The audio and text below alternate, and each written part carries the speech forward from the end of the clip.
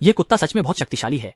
इसका सिर 2 हिस्सों में विभाजित हो सकता है, जो एक जोड़ी पंखों में बदल जाता है और यह आसानी से उड़ने लगता है। साथ ही यह अपनी आकृति भी बदल सकता है। हाल ही में शिनई का दाहिना हाथ बीजाणुओं द्वारा संक्रमित हो गया है, जिससे उसका दाहिना हाथ एक भयानक राक्षस में बदल गया है। पहले उसे लगा कि यह सिर्फ एक बुरा सपना है, लेकिन जब वह जागा तो उसे पता चला कि मामला इतना आसान नहीं है। उसका दाहिना हाथ वास्तव में किताबें पढ़ सकता है और एक रात की पढ़ाई के बाद वह सामान्य इंसान की तरह संवाद भी कर सकता है।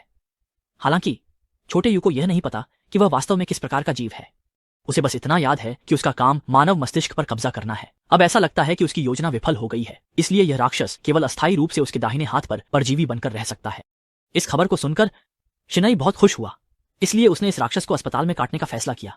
लेकिन छोटे यू ने उसे ऐसा न करने के लिए समझाया, क्योंकि वे अब एक सहजीवी संबंध में हैं। अगर छोटे यू को काट दिया गया तो वह सूख कर मर जाएगा और शिनई हमेशा के लिए अपना दाहिना हाथ खो देगा। उनके दोनों के जीवन के लिए छोटे यू ने सुझाव दिया कि वह सोते समय दाहिने हाथ में बदल जाए, ताकि वे एक दूसरे के जीवन को प्रभावित न करें। शिनई के जवाब देने से पहले छोटे यू सो गया। बेचारगी से शिनई को फिर से स्कूल जाना पड़ा। रास्ते में छोटे यू अचानक चिल्लाया, क्योंकि उसे महसूस हुआ कि पास में अन्य समान प्राणी मौजूद हैं। अपनी असली आकृति को समझने के लिए उन्होंने जाने का फैसला किया। जब वे एक मोड़ पर पहुंचे तो अचानक एक कुत्ता दिखाई दिया, जो अपने समान के शरीर को चबा रहा था। यह कुत्ता भी छोटे यू की तरह संक्रमण में असफल हो गया था, इसलिए उसे कुत्ते के शरीर पर परजीवी बनकर रहना पड़ा।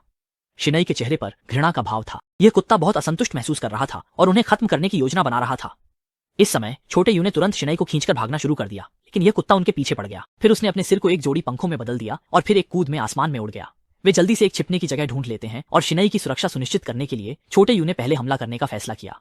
अभी तक हवा में कुत्ते को प्रतिक्रिया करने का मौका नहीं मिला था कि छोटे यू ने उसे एक बार में शरीर पर मारा और उसका दिल निकाल लिया, और जल्दी ही वह कुत्ता मर गया।